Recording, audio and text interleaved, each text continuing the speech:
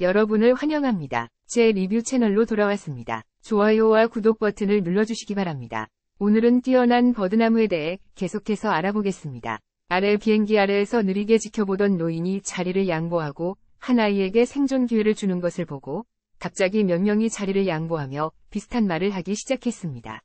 우리도 마찬가지로 자리를 양보하고 우리도 마찬가지로 그렇게 했습니다. 많은 성인들이 혼자 이동하거나 상으로 이동하거나 가족을 떠나 아이들에게 자리를 내어주기 위해 비행기에서 내려갑니다. 점점 더 많은 사람들이 자발적으로 자신의 유일한 생존 기회를 버리고 아래의 어린이들에게 자리를 내어주고 있습니다. 어린이들은 자신의 생존 기회를 위해 눈물을 흘렸다.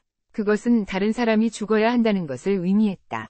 중년의 한 사람이 그렇게 말했지만 그렇게 하면 모두가 죽을 것이라는 것은 모두가 알고 있었지만 그들은 그렇게 선택했으니 더 이상 무의미한 얘기하지 말고 비행기를 타고 떠나라. 그렇지 않으면 후회할 거다. 분명히 그는 아직 희망의 한 줄기를 유지하고 싶어 하지만 이제 그는 자신의 생명과 나라의 새싹들의 생명 사이에서 선택해야 했다. 그는 자신을 희생하려고 선택했으므로 빨리 가라. 또 다른 두려움이 생각을 바꾸게 할 수 있으니 총알 소리가 뒤에서 계속 쏟아져 사람들을 재촉하여 행동하게 만들었다. 야수들은 사람들의 총알에 점점 익숙해지고 있었다. 그는 이렇게 말하며 미쳐서 사람들과 총을 쏘아대면서 뒤에서 사람들을 재촉하고 있었다. 비행기가 떠나기 전에 뒤를 돌이켜 볼 수 없게 되었다.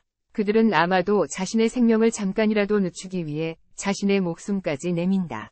그는 자식에게 두려움으로 가득 찬 눈으로 보며 앞으로 잘 살아야 한다고 말했다. 작은 마는 아직 어린데도 아버지의 작별 인사를 이해했다. 이 작별의 말들은 매우 슬플 뿐이었다. 그녀는 아버지를 응시하고 말을 못했다.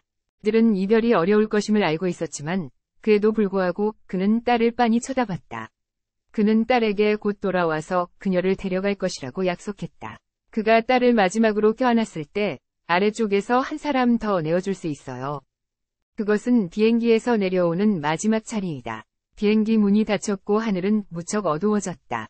사람들은 모두 젊은이들과 중년들이며 비행기가 점차 움직이고 있다. 이제 아무도 그 중년의 표정처럼 표정이 없다. 그의 딸이 그 위에 있기 때문에 아마도 죽음에 대해 그렇게 겁내지 않는다. 어떤 사람은 아이들을 구했기 때문에 안도감을 느꼈고 또 다른 사람들은 절망이 고조되고 있다. 현재 땅 위에 있는 사람들은 모두 청년이고 중년들이며 비행기가 점차 움직이는 것을 눈여겨보고 있다. 아마도 중년 형제와는 다르게 그의 딸이 그곳에 있으니 그가 그만큼 무모하지 않다. 갑자기 옆에 있는 큰 사나이가 눈물을 흘리면서 목소리가 끊겨가며 후회를 시작했다. 왜 그 자리를 내주어야 하는가? 분명히 죽고 싶지 않은데. 그는 불평을 하면서 그곳에 있는 사람들도 쓰라린 말을 했고 절망적인 상황에서도 계속 살고 싶어 한다고.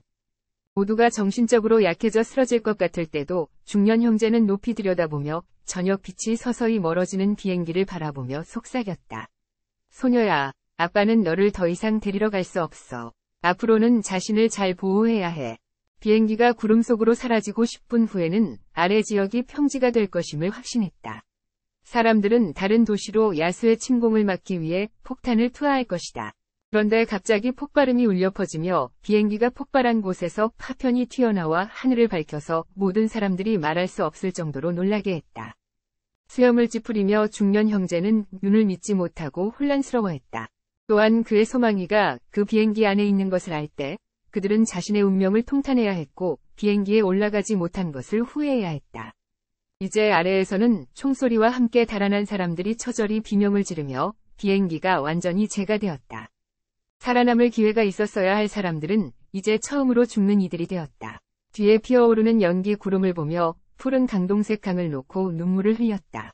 그 동물이 비행기를 파괴했다. 아마도 가장 아픈 것은 방금 전 노인 아버지가 딸에게 작별 인사를 하는 중 비행기가 폭발하는 것을 목격하고 아무런 희망도 없이 딸이 살아남을 것이라고 믿으면서 자신은 여기 남아 죽어서 딸에게 기회를 주겠다고 생각했는데. 하지만 어째서 딸이 내 앞에서 죽는지 놀라움은 빠르게 공포로 변한다. 앞의 진영들이 모두 죽었다는 사실을 깨닫고 초월가인들도 야수에게 공격당한다면 평범 사람들이 살 수 있는 기회는 어디에 있을까? 군인들은 전투 의지를 회복했다. 발이 전장에 들어서면 어차피 목숨을 잃을 것이기 때문이다. 바로 총을 쏘고 사람들이 뒤로 물러가도록 막았다. 그들은 새로운 도주를 시작했다.